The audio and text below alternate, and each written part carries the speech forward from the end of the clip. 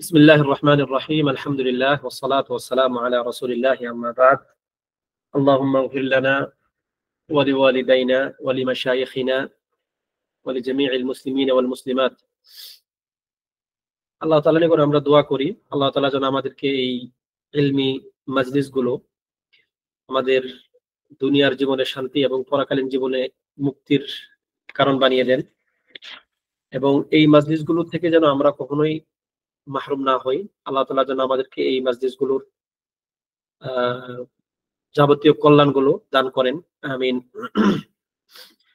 তো সম্মানিত উপস্থিতি, আমাদের গত ক্লাসে আলোচনা চলছিল হাদিস এর মাদখাল।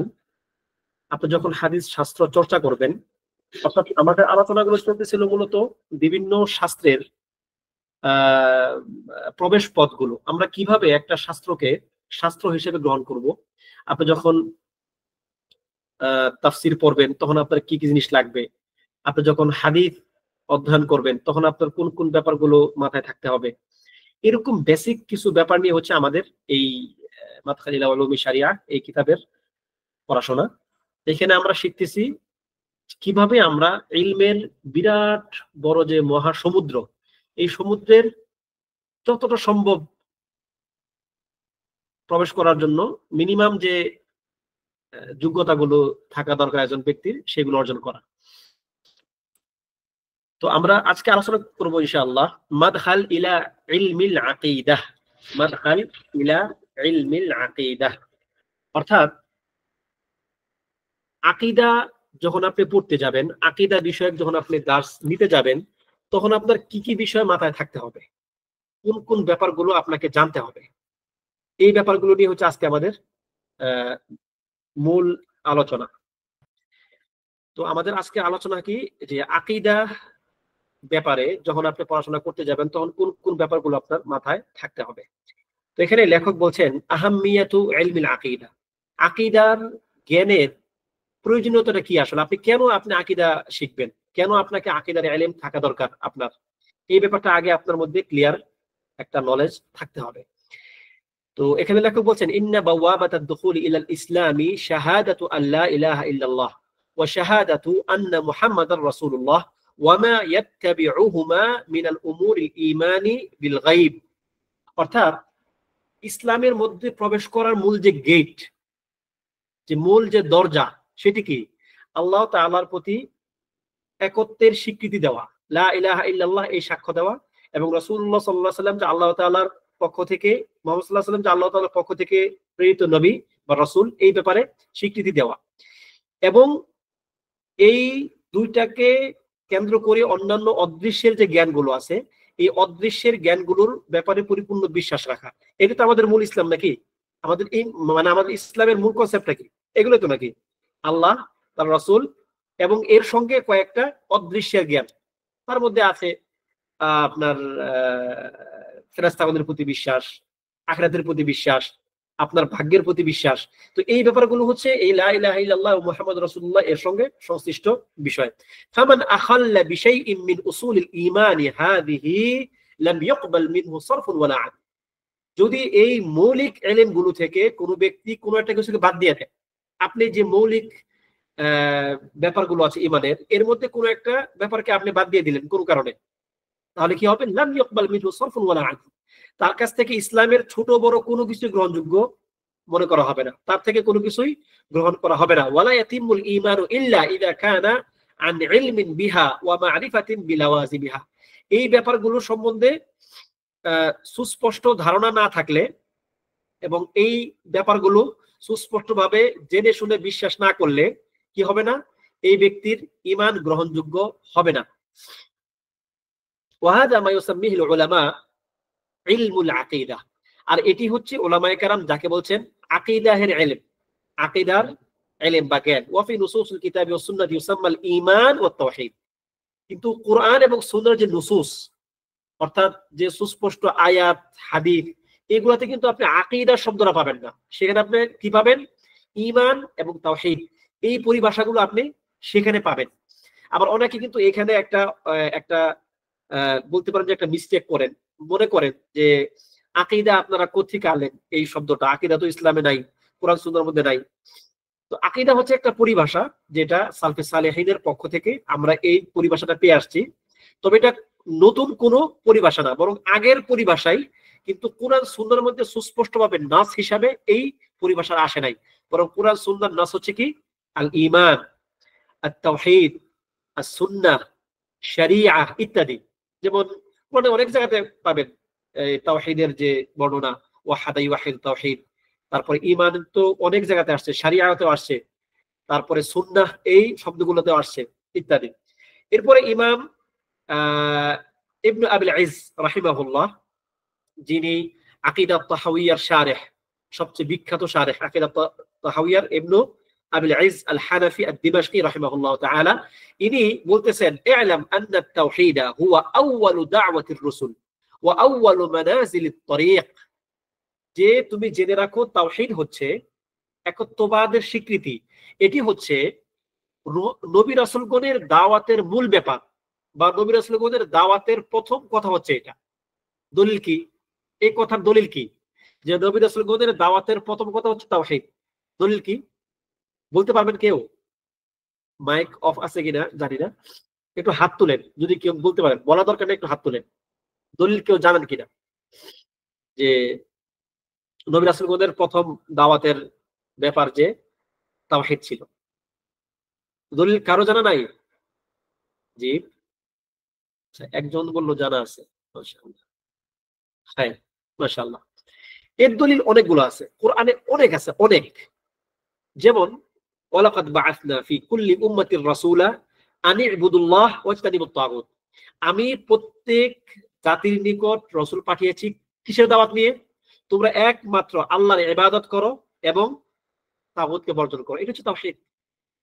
আচ্ছা, এরপরে আপনি যখন নবীগণের ঘটনাগুলো পড়বেন, সেখানে দেখবেন ওয়া ইলা আদিন আখাহুম হুদান ক্বালা ইয়া কওমি ইবুদুল্লাহ ওয়া ইলা সামুদ আখাহুম সালিহান ক্বালা ইয়া কওমি ইবুদুল্লাহ।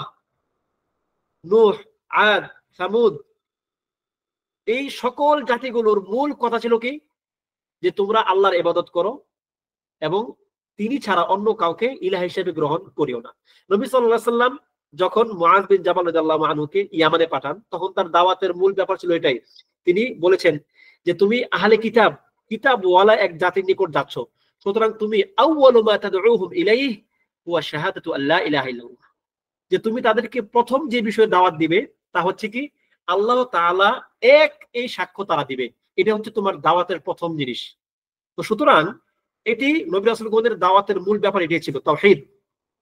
ওয়া আউয়ালু মাকামিন ইয়াকুমু ফীহি সালিকু ইলা আল্লাহ আযজা ওয়া জাল্লা, এবং বান্দা হিসেবে আল্লাহ তাআলা নিকট ধাবিত হওয়ার জন্য সর্বপ্রথম ব্যাপার এটাই। তাওহীদ ছাড়া আপনার অন্য কোনো কিছু গ্রহণযোগ্য হবে না। আপনি অনেক সিয়াম পালন করছেন, অনেক সালাত পড়ছেন, অনেক যাকাত দিয়েছেন, অনেক দান করছেন, মানুষের সঙ্গে আপনি অনেক ভালো আচরণ করছেন, কিন্তু আপনার তাওহীদ নাই, বাস সিফর, জিরো। এজন্য আমাদের এক পরিচিত ভাই অনেকদিন আগে ছোটকালে যখন তার সঙ্গে ছিলাম, উনি আমাকে একদিন বলতেছিলেন যে তাওহীদের মান হচ্ছে এক, এক, আর অন্য সকল আমলের মান কত? সিফর, জিরো। তুমি যত আমল করবা যুক্ত হবে, সমস্যা নাই, সিফর। সালাত সিফর, যাকাত সিফর, সিয়াম সিফর, মানে জিরো আর কি, শূন্য। অনেকগুলো শূন্য তোমার জমা হলো। যদি তোমার ঈমান থাকে, তাওহীদ থাকে, তাহলে এক, এই শূন্যগুলোর বাম পাশে যুক্ত হবে, তাহলে ওই শূন্যগুলোর দাম থাকবে। যদি তোমার তাওহীদ না থাকে, ঈমান না থাকে, তাহলে ওই একটা থাকবে না, শূন্য থাকবে অনেকগুলো। এই শূন্য দিয়ে তোমার আখিরাতে কোনোই কাজে আসবে না। এজন্য আল্লাহ তাআলা বলছেন কাফেরদের ব্যাপারে, ওয়াকাদিমনা ইলা মা আমিলু মিন আমালিন ফাজআলনাহু হাবাআম মানসুর। আমি, আল্লাহ বলতেছেন, আমি কাফেরদের আমলগুলোর দিকে তাকাবো, আমি তাদের আমলগুলো দেখব, এরপরে ফাজআলনাহু হাবাআম মানসুরা, আমি সেগুলোকে উড়ন্ত বা ছোটন্ত ধূলিকণার মতো করে দেব। মানে এরকম দাম নেই আমার কাছে। কেন? কারণ তাদের ঈমান নাই, তার তাওহীদ নাই। তো সুতরাং একজন ব্যক্তি যখন সে তার জীবন শুরু করবে, ইবাদতের জীবন, তার জন্য এটা সর্বপ্রথম মাথায় থাকে যে তার তাওহীদ হচ্ছে সবার আগে। যদি তার তাওহীদ ঠিক না থাকে, তার আমলের কোনো মূল্য না আল্লাহ তাআলার কাছে। কাফেররা অনেক অনেক ভালো কাজ করতো। মানে আরবের জাহিলি যুগে আরবের এমন কিছু গুণ, এমন কিছু ভালো খাসলত ছিল যে খিসালগুলো এখন আমাদের মধ্যে নাই, কিন্তু তাদের ওই খিসালগুলো কি তাদেরকে জাহান্নাম থেকে মুক্তি দিবে? না, কেন তাদের তাওহীদ নাই? যদিও তাদের ওই খিসালগুলো মনুষ্যত্বের বিবেচনায় অনেক ভালো ভালো গুণ, ইসলামের বিবেচনাও সেগুলো অত্যন্ত ভালো গুণ, কিন্তু ওই যে তাদের শূন্যগুলোর বাম পাশে এক নাই, সুতরাং তাদের আমলগুলো কোনো আল্লাহ করলো না। এরপর তিনি বলতেছেন ফাত্তাওহীদু আউয়ালু মা ইউদখালু বিহি ফিল ইসলাম। তাওহীদ হচ্ছে এমন জিনিস যা দ্বারা প্রথম ইসলামে প্রবেশ করা হয়, অন্য কোনো কাজ দ্বারা আপনি ইসলামে প্রবেশ করতে পারবেন না। তাওহীদ হচ্ছে এমন জিনিস যা দ্বারা মানুষ ইসলামে প্রবেশ করে। ওয়া আখিরু মা ইখরাজু বিহি মিনাদ দুনিয়া, এবং সর্বশেষ আপনার সঙ্গে তাওহীদটাই থাকতে হবে। আপনি যখন মারা যাবেন, দুনিয়া থেকে বিদায় নেওয়ার সময় তাওহীদটা আপনার সঙ্গে থাকতে হবে। আপনার আমলের ঘাটতি থাকবে, কমতি থাকবে, বিভিন্ন রকম দোষ থাকবে, গুনাহ থাকবে, কিন্তু তাওহীদ আপনার থাকতে হবে। ফাআউয়াল ওয়াজিবিন ওয়া আখির ওয়াজিব, সুতরাং এটি হচ্ছে প্রথম ওয়াজিব এবং সর্বশেষ ওয়াজিব। চিন্তা করতে পারেন, ইবনে আবিল ইজ আল হানাফি আদ-দিমাশকি রাহিমাহুল্লাহ, উনি অনেক আগের মানুষ, দিমাশকে। ওনার সময় কিন্তু কালাম শাস্ত্রের ব্যাপক চর্চা হতো, ব্যাপক মানে জঘন্য রকম চর্চা। আপনারা যেমনটা জানেন, কালাম শাস্ত্রে কিন্তু আউয়াল ওয়াজিব, মানে আমি কালাম বলতে সকল কালামীদের কথা বলতেছি না, আমি যারা সুফি গুলাত তাদের কাছে কিন্তু আউয়াল ওয়াজিব তাওহীদ না। তাদের কাছে আউয়াল ওয়াজিব কি? এক একজনের কাছে এক এক রকম। এক একজনের কাছে আউয়াল ওয়াজিব হচ্ছে মারিফা, আল্লাহ তাআলা সম্বন্ধে জানা। কারো কারো কাছে, তাদের কাছে আউয়াল ওয়াজিব কি জানেন? তাদের কাছে আউয়াল ওয়াজিব হচ্ছে মারিফা, আল্লাহ তাআলা সম্বন্ধে জানা। না, এটা একটা ভয়ঙ্কর আকীদা, এগুলো ভয়ঙ্কর বিশ্বাস। আউয়াল ওয়াজিব সবসময় তাওহীদ, আল্লাহ তাআলার একত্ববাদের স্বীকৃতি হচ্ছে আউয়াল ওয়াজিব। ঠিক আছে? আচ্ছা, এরপরে ওয়ামিন হুনা নারিফু আহাম্মিয়াত ইলমিল আকিদাতি ওয়া কাউনাহু আসলাল উলুম ওয়া ক্বাদ নাসাল কিতাবুল আজিজ আলাল বিদাআতি আলাল বাদাআতি বিহি ক্বাবলা শুরুই। আমরা জানলাম কি, যে তাওহীদ হচ্ছে সবচেয়ে গুরুত্বপূর্ণ, আকীদা হচ্ছে সবচেয়ে গুরুত্বপূর্ণ, এবং কুরআনেও এই ব্যাপারটির স্বীকৃতি আছে। এর দলিল কি? তাওহীদ যে আগে, আমল যে পরে, তার দলিল হচ্ছে কুরআন থেকে। আল্লাহ তাআলা বলছেন ফাকালা তাআলা ফা'লাম আন্নাহু লা ইলাহা ইল্লাল্লাহ ওয়াস্তাগফির লিযামবিক, তুমি জেনে রাখো যে আল্লাহ তাআলা ছাড়া কোনো ইলাহ নেই এবং তুমি তোমার গুনার ক্ষমা প্রার্থনা করো। আচ্ছা, এখান থেকে দলিলটা আপনি কেমনে সাবিত করলেন? যা প্রথম কাজ হচ্ছে আপনার তাওহীদ, বলতে পারবেন কেউ?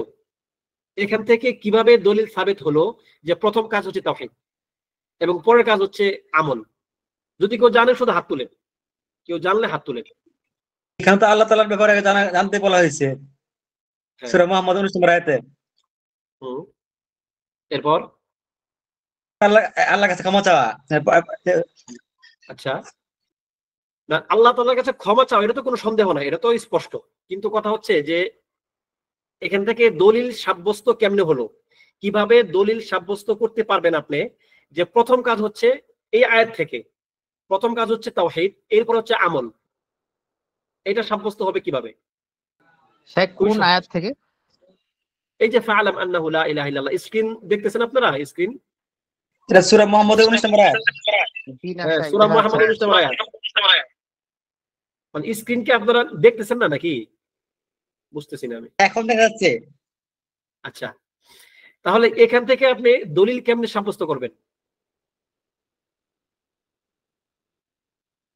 আগে আল্লাহ সম্পর্কে জানার কথা বলছে, তাও সম্পর্কে। তারপরে হলো যেমন আমল, আল্লাহর কাছে কোনো কিছু প্রার্থনা করা, এটা তো আমল। এটা মাশাআল্লাহ। এই তো শাহেদ ভাই বহুদিন পরে একটা, মানে আমি আসলে ভয়ে বলি না, ওইটা বলতাম। প্রথম প্রশ্নটা যারা ছিল কিছু পারে, কিন্তু উনি কথা বলে না আর কি। খায়ের ইনশাআল্লাহ। ঠিক এইটাই, যে এখানে আল্লাহ তাআলা বলছেন ফা'লাম, তুমি আগে জানো কি লা ইলাহা ইল্লাল্লাহ, আল্লাহ ছাড়া কোনো ইলাহ নাই। এই ব্যাপারে স্বীকৃতি দেওয়ার পরে হচ্ছে তোমার কাজ। কাজ কি? ইস্তিগফার, সালাত, সিয়াম যা আছে সেগুলো কি কাজ। তাহলে ওয়াস্তাগফির লিযামবিক, তুমি তোমার গুনার জন্য ক্ষমা প্রার্থনা করো, এটি হচ্ছে একটি কাজ। আর কাজ আসছে তাওহীদের পরে। কামা আন্না তাওহীদ হিয়া আসলু দাওয়াতি কুল্লিল আম্বিয়া ওয়ার রুসুল, যেমনটা আমরা আগেও জেনেছি, আকীদা হচ্ছে সকল নবী রাসূলগণের দাওয়াতের মূল। যেমন আল্লাহ তাআলা বলছেন ওয়ামা আরসালনা মিন ক্বাবলিকা মির রাসূলিন ইল্লা নূহি ইলাইহি আন্নাহু লা ইলাহা ইল্লা আনা ফা'বুদুন, যে আমি আপনার পূর্বে এমন কোন রাসূল পাঠাই নাই যার নিকট আমি এই ওহী করি নাই যে আমি ছাড়া কোনো ইলাহ নাই, সুতরাং তোমরা একমাত্র আমারই ইবাদত করো। এই ওহী প্রত্যেক নবীর নিকটই পাঠানো হয়েছে। ولأن العقيدة متى استقرت في النفوس استلمت لله تعالى سبحان الله।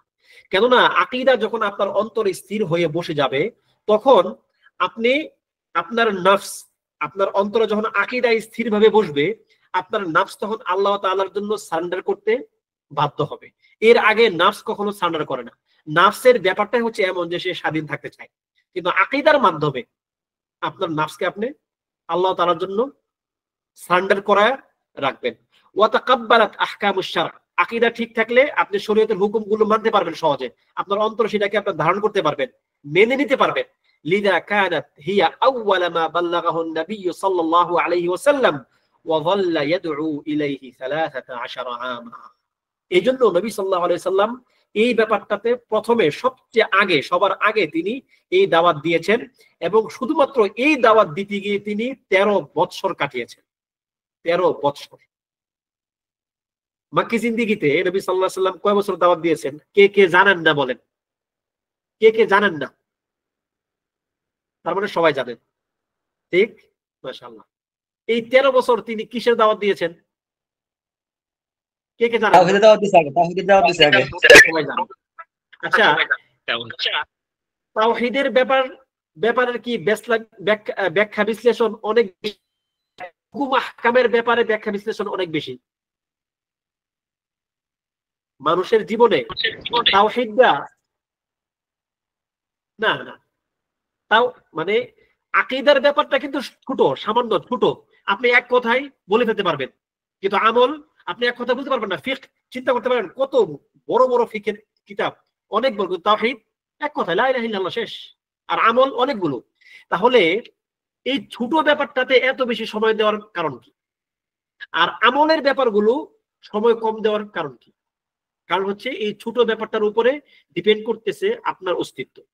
আমি এই জন্য আমার ভাইদেরকে একটা কথা বলি, যারা দাওয়াতি কাজ করেন, দাওয়াতি কাজ দ্বারা করেন, নবী সাল্লাল্লাহু আলাইহি ওয়াসাল্লাম মানহাজ থেকে কখনো দূরে যাবেন না। দাওয়াতের একটা মানহাজ আছে, দাওয়াতের মানহাজ আপনি নিজে বানাইলে হবে না। নবী সাল্লাল্লাহু আলাইহি ওয়াসাল্লাম যেই মানহাজে দাওয়াত দিয়েছেন সেই মানহাজে দাওয়াত দিবেন।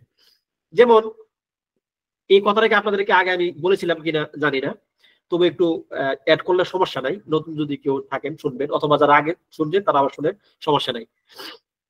আল্লাহ নবী সাল্লাল্লাহু আলাইহি ওয়াসাল্লাম যখন মক্কাতে আসছেন, আল্লাহ তাআলা তাকে যখন সেখানে পাঠিয়েছেন, সেখানে কি মানুষের নিকট গ্রহণযোগ্য হওয়ার জন্য ইস্যু একটাই ছিল নাকি অনেকগুলো ছিল? মানুষের কাছাকাছি যাওয়ার জন্য ইস্যু ছিল, ইস্যু একটা ছিল, অনেকগুলো ইস্যু ছিল, অনেকগুলো ইস্যু ছিল, শত শত ইস্যু ছিল। আপনি সব বাদ দেন, যদি নবী সাল্লাল্লাহু আলাইহি ওয়াসাল্লাম শুধু বলতেন যে আজকে থেকে মক্কায় দরিদ্রদের উপরে ধনীদের, আমরা এই ধনীদের বিরুদ্ধে দাঁড়িয়ে যাব, আপনার কি মনে হয় যে মক্কার যতগুলো মানুষ দরিদ্র ছিল, সব মানুষ তো ধনী ছিল না? ধনী নেতা শ্রেণীর লোক তো কম ছিল, গরিব এবং নির্যাতিত শ্রেণী ছিল। এই মানুষগুলো কি নবী সাল্লাল্লাহু আলাইহি ওয়াসাল্লামের সঙ্গে আসতেন না? নবী সাল্লাল্লাহু আলাইহি ওয়াসাল্লামের কি সেই গ্রহণযোগ্যতা ছিল না সমাজে? তিনি কি 40 বছরে তিনি কি এমন বিশ্বস্ততা অর্জন করেন নাই যে উনি যেটা বলেন এই কথাটা আসলে সঠিক? করছেন কি না? করছেন তো নাকি? আচ্ছা, তাহলে তিনি কিন্তু এই ভাবেও তিনি সমাজে আবির্ভূত হন নাই। আচ্ছা, এরপর যদি তিনি বলতেন যে আমরা আরববাদী, আমরা যারা আরব আছি, অনরবদের উপরে আমাদের প্রাধান্য বিস্তার করা দরকার, এই আরববাদী বিশ্বাস নিয়ে যদি তিনি একটা ডাক দিতেন, আরবের নেতারাও কি তাকে মানত না? তারা তো তাকে বলছিলই যে আপনি যদি আপনার ওই প্রস্তাবটা ছাড়া অন্য যে কোনো ভাবে আপনি যে কোনো কথা বলেন, আমরা আপনাকে নেতা বানিয়ে দেই। তো নেতা হয়ে তারপর তো সবকিছু ঠিক করা যায় নাকি? এখন তো একটা কনসেপ্ট আছে, এখন তো আমাদের সমাজে একটা কনসেপ্ট আছে যে ভাই আগে নেতৃত্বে যাই না, আগে ক্ষমতায় যাই না, তারপর সব ঠিক হবে ইনশাআল্লাহ। এগুলো কি আছে কিনা কনসেপ্টটা এটা? আচ্ছা, তাহলে নবী সাল্লাল্লাহু আলাইহি ওয়াসাল্লাম করতে পারতেন না? এই কেউ কোনো কিছুর নাম নিবেন না, কোনো ব্যক্তি কোনো দলের নাম নিবেন না, নিষেধ করলাম এটা আমি, ঠিক আছে? মানে দেখেন, আমরা কিন্তু এখানে আলোচনা করি মানহাজ নিয়ে, আমরা এখানে আলোচনা কোনো দল নিয়ে আমরা আলোচনা করি না, এবং এটা উচিত না, এটা সুন্দর না, এটা দাওয়াতের কৌশল, সঠিক কৌশল এটা না। আচ্ছা, তাহলে আমরা যদি আপনার যদি মানহাজটা ক্লিয়ার থাকে তাহলে আপনি ইনশাল্লাহ বাকি সবগুলো ক্লিয়ার হয়ে যাবে।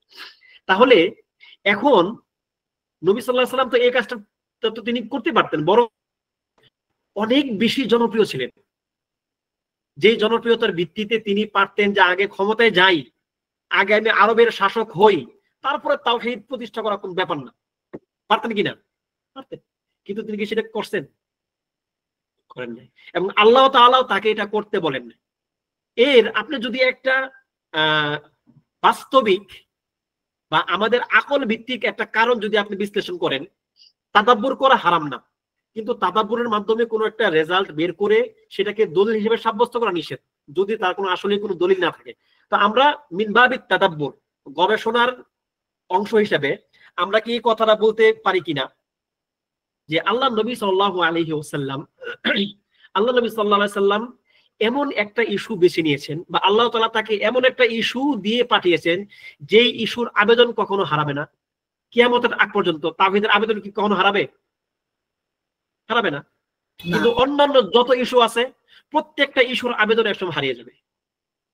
আপনি আজকে একটা ইস্যু নিলেন, ধনীর বিরুদ্ধে গরিবের আন্দোলন, হ্যাঁ, কালকে যখন নাকি ধনী গরিবের এই সমস্যাটা মুছে যাবে, ধনী যদি গরিবের আবেদন মানে গরিবের এই যে নির্যাতন থামায় দেয় বা যদি বাধ্য হয়, বাস আপনার আন্দোলনের কাজও শেষ। আপনি তখন সমাজে অপ্রাসঙ্গিক, আপনি তখন কি সমাজে অপ্রাসঙ্গিক। আচ্ছা, আপনি আপনার দিয়ায়া হচ্ছে, আপনার স্লোগান হচ্ছে দাসদের পক্ষ থেকে মনিবদের বিরুদ্ধে আন্দোলন, দাসপ্রথা উঠে গেলে আপনার আন্দোলন শেষ, আপনি অত অপ্রাসঙ্গিক, এখন দাসপ্রথা নাই। তার মানে এই আন্দোলন যদি নবী সাল্লাল্লাহু আলাইহি ওয়াসাল্লাম করতেন তাহলে তার আন্দোলন এখন কি হইতো? অপ্রাসঙ্গিক হয়ে যেত। কিন্তু সুবহানাল্লাহ, এমন এক দাবি, এমন এক দিয়ায়া, এমন এক শিআর, যে শিআরের আবেদন কোনোদিন হারাবে না, কিয়ামতের আগ পর্যন্ত এই শিআরের আবেদন হারাবে না। তা হচ্ছে কি? লা ইলাহা ইল্লাল্লাহ, তাওহীদ। ওই সময়টাতে যখন নবী সাল্লাল্লাহু আলাইহি ওয়াসাল্লাম তাওহীদের কথা বলছেন, তখন ধনী গরিব, বৃদ্ধ যুবক, আরব অনারব কেউ কিন্তু তার পক্ষে থাকার কথা না, কারণ কারো পক্ষেই যায় নাই কথাটা। এই কথা, তাওহীদের কথা কি ওই সময়ে কারো পক্ষেই না। কেউ এমন না যে এটা গ্রহণ করলে কেউ একদম বাদশা হয়ে যাবে, ধনী হয়ে যাবে, নির্যাতন থেমে যাবে, না না, ব্যাপারটা এমন ছিল না শুরুতে। তো এটা হচ্ছে একটা সার্বজনীন ব্যাপার।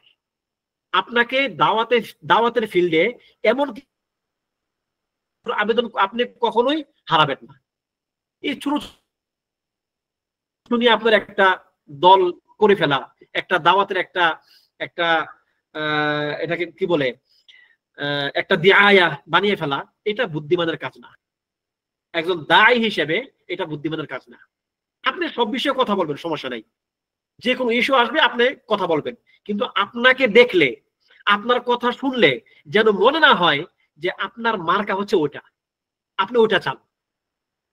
আপনার সুনির্দিষ্ট একটা দিয়ায় আছে যে ভাই বাংলাদেশের মানুষ নির্যাতনের শিকার, আমাদেরকে এই নির্যাতনের বিরুদ্ধে দাঁড়াতে হবে। খুব সুন্দর কথা, আপনি নির্যাতনের বিরুদ্ধে দাঁড়ান, আপনি অন্যায়ের প্রতিবাদ করেন, আপনি জালেমের বিরুদ্ধে আপনি কাজ করেন, কিন্তু এটাই যেন আপনার মূল দিয়ায়া না হয়ে যায়।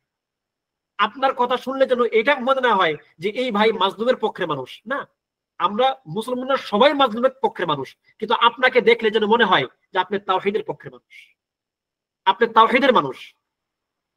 এই ব্যাপারটা যদি আপনি প্রতিষ্ঠা করতে না পারেন, আপনি অল্প কয়েকদিন পরেই আপনি অপ্রাসঙ্গিক হয়ে যাবেন, সমাজে আপনি প্রাসঙ্গিক থাকবেন না, দায় হিসেবে আপনার আবেদন আপনি হারিয়ে ফেলবেন।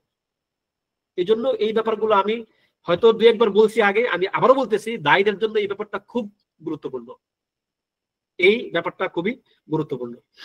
আচ্ছা, তো এখানে বলা হচ্ছে তারিফ আল আকিদা। আকিদার তারিফ কি? আকিদার তারিফ হচ্ছে আল আকিদাতু লুগাতান মাখুদাতুম মিনাল আকদ। আকিদা লুগাতান বা শাব্দিক অর্থে মাখুদাতুম মিনাল আকদ, আকদ শব্দ থেকে নেওয়া হয়েছে। ওয়া হুয়া শাদ্দু ওয়ার রাবতু ওয়াস সুবুতু ওয়াল ইহকাম। তা হচ্ছে কি? শক্ত করে কোনো কিছুকে বেঁধে ফেলা, শক্ত করে কোনো কিছুকে বেঁধে ফেলা। ইউকালু, যেমন তার বলা হয় আকাদাল হাবলা ইয়াকিদুহু, যেমন রশি সে খুব শক্তভাবে বাঁধলো। সাদ্দাহু, অর্থাৎ সে একে শক্ত করলো। ওয়াল আকদু বিদ্দুল হাল, আকদ শব্দ হচ্ছে হালের বিপরীত। হাল কি? হাল হচ্ছে গিট্টু ছোটানো। গিট্টু বলেন তো নাকি নাকি অন্য কোনো শব্দ আছে এটার? এটার সুন্দর শব্দ কি? গিট গিট দেয়া। গিট, এটাই সুন্দর শব্দ। গিটের বিপরীত হচ্ছে কি? আল হাল। গিটের বিপরীত হাল। হাল মানে কি?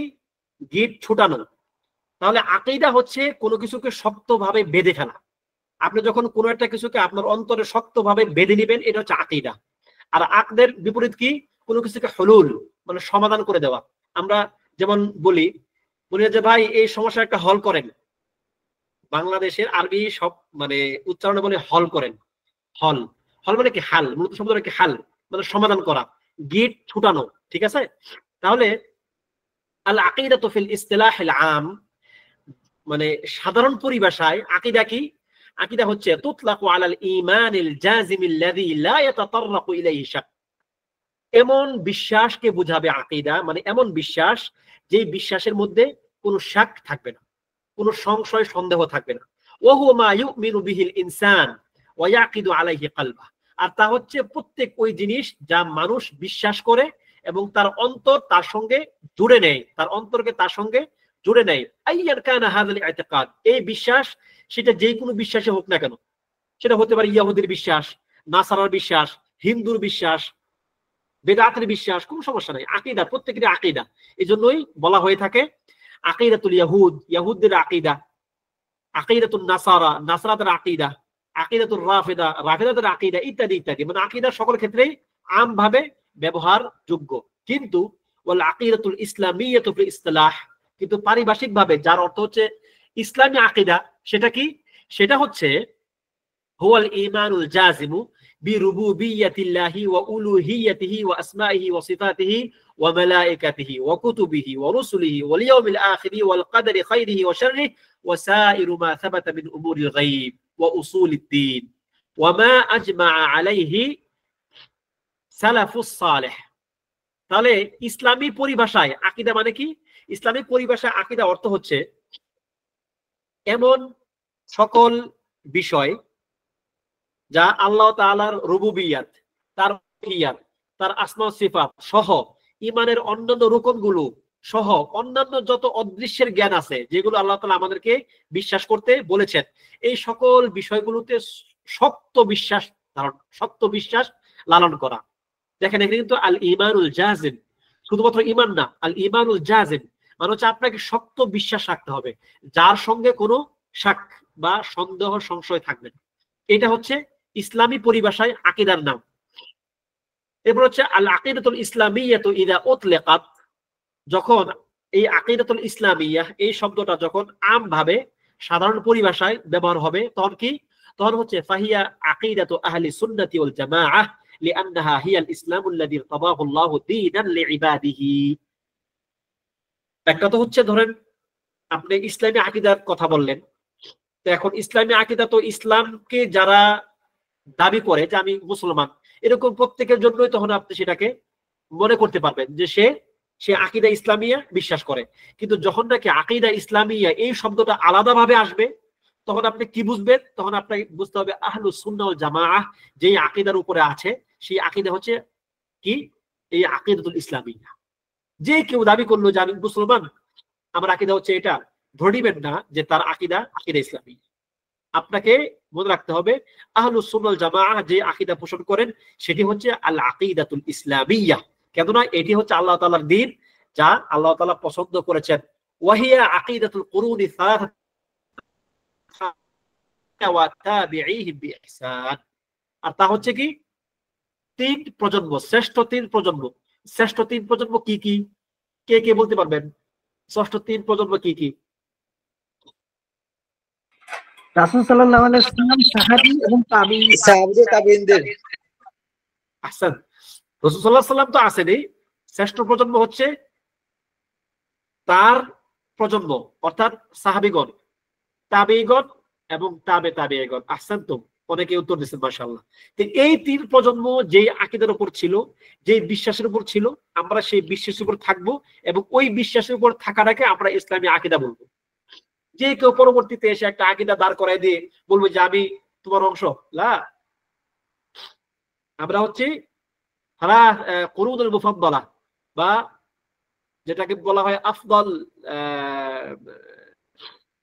আফদলুল কুরুন, এগুলোকে আমরা আমাদের মূল মনে করি, অন্যগুলোকে আমরা পরিত্যাগ করি যদি তাদের সঙ্গে না মিলে। এরপরে এখানে লেখক বলতেছেন যে মাওদুউ, আকীদার মাওদুউ কি? আপনি আকীদার মাওদুউ কি মনে করবেন? কি কি আকীদার মাওদুউ?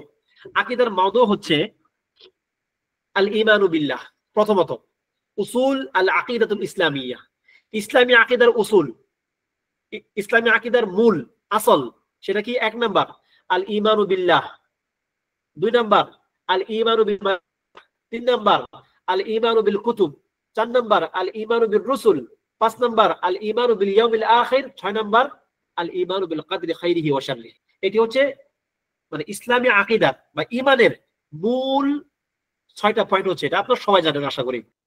সুতরাং ঈমানের রকম কয়টা? 6টা। এই যেই 6টা এখানে আমরা উল্লেখ করলাম, এই 6টাই আল্লাহর প্রতি বিশ্বাস, ফেরেশতার প্রতি বিশ্বাস, কিতাব সমূহের প্রতি বিশ্বাস, রাসূলগণের প্রতি বিশ্বাস, আখিরাতে বিশ্বাস এবং কদরে বিশ্বাস। ওই যে বা'সি বাদাল মাউত, ওইটা আখিরাতের অংশ। মূলত আখিরাতের বিশ্বাসটার মানে কি? যে আপনাকে আখিরাতে উঠানো হবে, এটাই হচ্ছে ওয়াল বা'সি বাদাল মাউত। যদিও এটা হয়তো অনেকে আবার মানে আলাদা করে উল্লেখ করে, প্রয়োজন নাই। আচ্ছা, এবার আসেন এই যে আল ঈমানু বিল্লাহ আবার 3 প্রকার। আল ঈমানু বিল্লাহ 3 প্রকার। কি কি? কে কে জানেন? আল ঈমানু বিল্লাহ 3 প্রকার কি কি? মুখে স্বীকৃতি করা, অন্তরে এবং কাজে কর্মে প্রকাশ করা। শেষ, 2টা হইলো। আর কর্মে কর্মে প্রকাশ করা। আজিব, এখানে লেখা আছে। আর কে পারবেন? এই যে এখানে লেখা আছে, নকল করেন, সমস্যা নাই, স্ক্রিন থেকে নকল করেন। মানে 3টা বিষয় আপনার রুবুবিয়াত, উলুহিয়াত, আসমা ও সিফাত, আর তাওহীদ আল ইবাদা। তাওহীদ আল ইবাদা, আসমা ও সিফাত আর রুবুবিয়াত। আহসান আহসান। এটি হচ্ছে আপনি যখন বলবেন যে আল ঈমানু বিল্লাহ, আল ঈমানু বিল্লাহ বলতে আপনি বুঝবেন আল ঈমানু বি রুবুবিয়াতিহি, আল্লাহ তাআলার রব হওয়ার ব্যাপারে ঈমান রাখা। আল ঈমানু বি উলুহিয়াতিহি, আল্লাহ তাআলার ইলাহ হওয়ার ব্যাপারে বিশ্বাস রাখা। এবং আল ঈমানু বি আসমাইহি ওয়া সিফাতিহি, তার নাম এবং গুণাবলীর ব্যাপারে বিশ্বাস রাখা। এখন এইটার সঙ্গে আবার অনেকে যোগ করে নতুন করে, কারণ এই 3টা কিন্তু আবার তাওহীদের প্রকার, তাই না? এই 3টা কি তাওহীদের প্রকার না নাকি? জি জি, তাওহীদের প্রকার। এই তাওহীদের কি 3টাই প্রকার নাকি আরো কোনো প্রকার আছে? আরেকটা অনেকে যোগ করে, কি? ওই যে তাওহীদুর রুবুবিয়া, হাকিমিয়া। তাওহীদুল হাকিমিয়া। আচ্ছা, আরো আছে? আরো কেউ কি কোনো কিছু যোগ করে? জানি না, এই 4টাই জানি না, আমি আরো জানি। অনেকে বলে আবার তাওহীদুর রিসালা, অনেকে বলে তাওহীদুল ইত্তিবা, মানে যার যেমনটা মনে চাইছে যুক্ত করছে আর কি। এগুলো ঠিক না আসলে ভাই। আমরা সালফে সালেহিনের নিয়ম নীতির বাইরে যাব না ইনশাআল্লাহ। কি বলেন? ওনারা তাওহীদকে 3টা প্রকারে ভাগ করছেন এবং এই 3টা প্রকার তারা মন গড়া মতো ভাগ করেন নাই। এই 3টা প্রকার তারা কোরআন সুন্নাহ থেকে ইস্তিকরার মাধ্যমে বের করেছেন, ভাগ করেছেন। সুতরাং এই 3টার মধ্যে ইসলামের পরিপূর্ণ ব্যাপারগুলো থাকতে হবে বা আছেই। এখন আমি যদি দায়ী হিসাবে, বক্তা হিসাবে যদি আমি সেটা মানুষের নিকট ব্যক্ত করতে না পারি, যে হাকিমিয়া নামে যা আছে, তাওহীদুর রিসালা নামে যা আছে, তাওহীদুল ইত্তিবা নামে যা আছে, এগুলা ওই 3 প্রকার তাওহীদের ভিতরে আছে, যদি এটা আমি ব্যাখ্যা করতে না পারি, ব্যক্ত করতে না পারি, সেটা আমার ব্যর্থতা ভাই। এটা ওই ইয়ের মধ্যে নাই, মানে ওই যে তাওহীদের যে প্রকার, ওই প্রকারের মধ্যে কোনো ঘাটতি নাই, কোনো নাকস নাই। আলহামদুলিল্লাহ আমাদের সালাফগণ এক্ষেত্রে তাদের দায়িত্ব পরিপূর্ণ পালন করে গেছেন। ঠিক আছে? সমস্যা হচ্ছে আমাদের মধ্যে, আমরা সেটা বলতে পারি না, আমরা সেটা জানি না কেমনে বলতে হয়, সেটা আমরা বুঝতে পারি না। আচ্ছা, তাওহীদুল হাকামিয়া বা হাকিমিয়া এটা ভাগ কেন করলো? রাষ্ট্রীয়ভাবে ইসলামী আইন দ্বারা বিচার ফায়সালা না করা। ভাই, এটাকে আলাদা কোনো প্রকার থাকার দরকার আছে? এটা তাওহীদুল উলুহিয়ার মধ্যে আপনি আলোচনা করেন না, আপনি আলোচনা করেন না, সেটা আপনার দোষ। আপনি আলোচনা করেন না তাওহীদুল উলুহিয়ার মধ্যে, আপনি রাষ্ট্রীয় ব্যবস্থাপনা নিয়ে কথা বলেন না, সেটা আপনার দোষ। এটা তো তাওহীদের ওই প্রকারের কোনো দোষ না যে আপনাকে আলাদা করে আবার একটা ভিন্ন একটা প্রকার মানে বানাইতে হবে, প্রয়োজন নাই। ঠিক আছে? এই তাওহীদুল হাকামিয়া বা হাকিমিয়া এটার বয়স 60-70 বছরের বেশি না, তার কম। তো এখন আমাদেরকে এই মানে ব্যাপারগুলোতে একটু সাবধান থাকতে হবে। প্রয়োজন নাই এমন কোন পরিভাষা আপনি বানাইলেন, যদি আপনি এই পরিভাষাগুলো বানানোর সুযোগ তৈরি করে রাখেন, অনেকে যে যেমনে পারবে ওইভাবেই পরিভাষা বানাবে। দরকারটা কি? সালাফগণের পরিভাষাতে স্থির থাকেন না, ওটা নিয়ে একটু দেখেন ওর মধ্যে সবকিছু আছে কিনা। আছে তো ইনশাআল্লাহ। ইত্তিবায়ের জন্য যা বলা হয় রুবুবিয়া, আপনি যখন নাকি আল্লাহ তাআলাকে রব হিসাবে মানবেন, আল্লাহ তাআলা তো আপনাকে ওহী দিবেন নাকি রব হিসাবে? ওমা ইনিল হুকমু ইল্লা লিল্লাহ, হুকুম দেওয়ার অধিকারী কে? আল্লাহ তাআলা। তাহলে হুকুম হচ্ছে মানুষের জীবনের একটা প্রয়োজন, তার এখানে একটা গাইডলাইন দরকার, আল্লাহ তাআলার কাছ থেকেই সেটা আসবে। আচ্ছা, আল্লাহ তাআলা ওই হুকুমের মধ্যে বলতেছেন ওয়ামা আতাকুমুর রাসূলু ফাখুযুহু ওয়ামা নাহাকুম আনহু ফান্তাহু, যে তোমাদেরকে রসুল যা দেয় তোমরা গ্রহণ করো, রসুল যা থেকে বিরত রাখে তা তোমরা বর্জন করো। খালাস, ইত্তিবায়ের যাবতীয় আলোচনা এখানে এসে পড়ছে, শেষ। এরপরে উলুহিয়াতের মধ্যে, উলুহিয়াত মানে কি? তোমার মালিক কে? আল্লাহ। আপনি হুকুম কার মানবেন? আল্লাহর। আল্লাহ তাআলা যদি আপনাকে সালাতের নির্দেশ দিলে আপনি সালাত পড়তে পারেন, আল্লাহ তাআলা আপনাকে চুরের হাত কাটার বিধান দিলে আপনি কেন চুরের হাত, আপনি কেন আপনার হাত কাটতে পারবেন না, বা কেন আপনি হাত কাটবেন না? এটা তো বিধানের সমস্যা না, এটা তো আপনার বুঝের সমস্যা। যদি যদি সালাতকে আপনি তাওহীদুল উলুহিয়ার অংশ মনে করেন, চুরের হাত কাটাকে আপনি কেন তাওহীদুল উলুহিয়ার অংশ মনে করতে পারবেন না? সিয়ামকে যদি আপনি তাওহীদুল উলুহিয়ার অংশ মনে করেন, তাহলে আপনি কেন জিনাকারীকে রজম করা বা তাকে 80/100 বেত্রাঘাত করা, এগুলোকে আপনি ইবাদত মনে করতে পারবেন না? এটা হচ্ছে আমাদের বুঝার তারতম্য, বুঝার ভেষকম। এই জন্য পরিভাষা নতুন তৈরি না করে ওই পরিভাষাগুলোকে সঠিকভাবে উত্থাপন করেন মানুষের নিকট, তাহলে হয়ে যাবে ইনশাআল্লাহ। তাহলে নতুন পরিভাষা তৈরির যে ফিতনাটা, সেটা আসবে না। এখন অনেকে বলতে পারেন যে সমস্যাটা কি, একটা পরিভাষা তৈরি হলে সমস্যাটা কি? সমস্যা প্রথমত, একটা দরজা খুলে যাবে পরিভাষা তৈরি হওয়ার, তখন যে কেউ একটা কিছু মনে চাইবে একটা পরিভাষা তৈরি করে ফেলবে। দ্বিতীয়ত, কিছু কিছু পরিভাষা আছে, এই পরিভাষাগুলো রাজনৈতিক উদ্দেশ্যে ব্যবহৃত হয়, রাজনৈতিক উদ্দেশ্যে ব্যবহৃত হয়। তাওহীদুল হাকামিয়া এমন একটি পরিভাষা, তাওহীদুল হাকিমিয়া এমন একটি পরিভাষা। মানে আপনি এটা মানুষকে বুঝাচ্ছেন এখন যে ভাই, বর্তমানে যারা শাসক আছে তারা আল্লাহর ফায়সালা মোতাবেক, আল্লাহর বিধান মোতাবেক ফায়সালা করতেছে না, সুতরাং তুমি আমাকে ক্ষমতায় দাও, আমি ক্ষমতায় গিয়ে আল্লাহর বিধান মতো বিচার করব।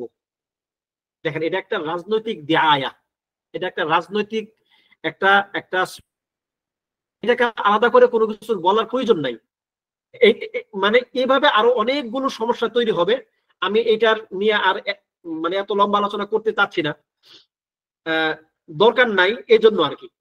ঠিক আছে, বাকি এটুকুই সংক্ষিপ্ত মেসেজ, যে নতুন পরিভাষা তৈরি করাচ্ছে সালাফগণ বা উলামায়ে কেরাম, যে পরিভাষাগুলো আমাদেরকে ইতিমধ্যে দিয়েছেন সেগুলোর মধ্যে আমাদের প্রয়োজনীয়তাগুলো মিটতেছে কিনা সেদিকে একটু লক্ষ্য রাখা দরকার। আল্লাহ তাআলা আমাদের হেফাজত করুন এবং সঠিক বুঝ দান করুন, আমিন। আজকের ক্লাস না বাড়াই, সামনে এটুকু আলোচনা থাকলো, মাওদু গুলো আমরা মৌলিকভাবে জানলাম। ঠিক আছে, কি কি মাওদু থাকবে আকীদার মাসআলায়, আমরা এগুলোর বিস্তারিত আলোচনা ইনশাআল্লাহ পরবর্তী ক্লাসে করব বিইذنিল্লাহ। ওয়া সাল্লাল্লাহু ওয়া সাল্লামা আলা নাবিয়্যিনা মুহাম্মদ ওয়া আলা আলিহি ওয়া সাহবিহি আজমাইন।